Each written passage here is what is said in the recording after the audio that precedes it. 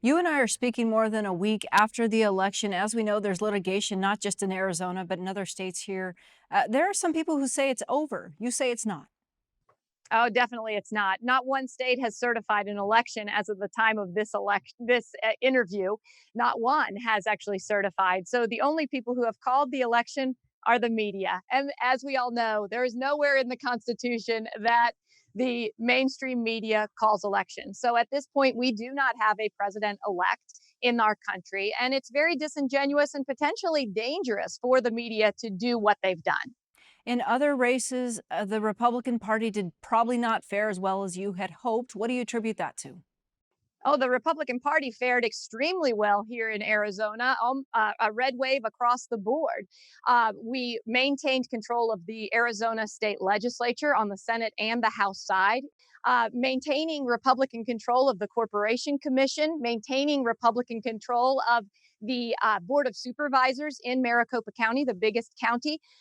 It is a good day for Republicans. And that's why it's so surprising to see the results that have been pushed upon us by the media about President Trump and even about Senator McSally.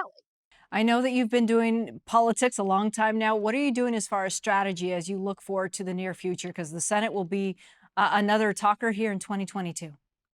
Well, as we know, it's a 2-year race. And should Senator McSally not be victorious in this race, we have plenty of Republicans who are ready to go to take that seat from the Democrat should he be crowned the victor in this particular instance. We've got a very, very strong bench of people who care about faith, family, and freedom, who care about small government, low taxes, personal responsibility, and the Constitution. So I look forward to 2022 when we have that Senate race and we have our statewide races for governor, for Secretary of State, and beyond.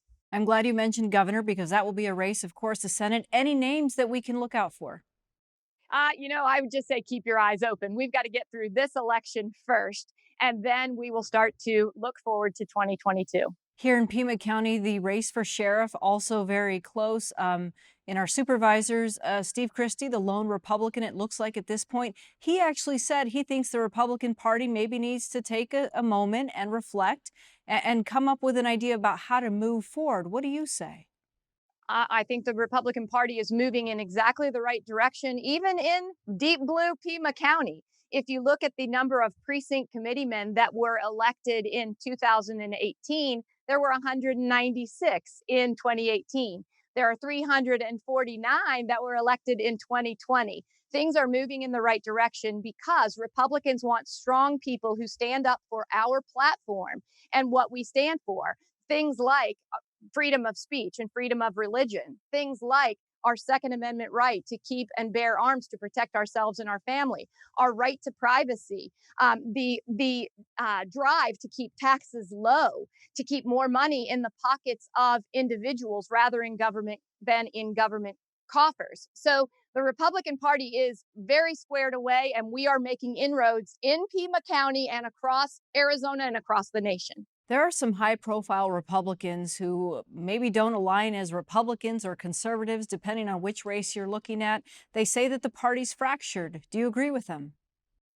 There are a few outliers that say that they are Republicans, but they can't tell us what policies they are unhappy with in the Republican Party, in our platform, or that are being implemented that help Arizonans and help Americans across the board, regardless of their political affiliation.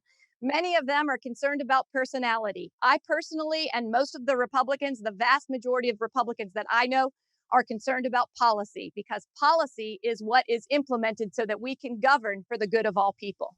Chairwoman, you sound geared up and ready to go and not upset about the 2020 election results. Am I reading you correctly? You are, because we are fighting. I've had some people on Twitter say, why don't you just be a gracious loser? I will tell you that I will be gracious. I'll be gracious in the dining room. But in this fight, I'm a warrior. I'm a warrior for Republicans. I'm a warrior for election integrity. And I'm still a warrior for President Donald J. Trump. All right, Chairwoman Kelli Ward, thank you for your time. We'll see you again soon. All right. Bye bye.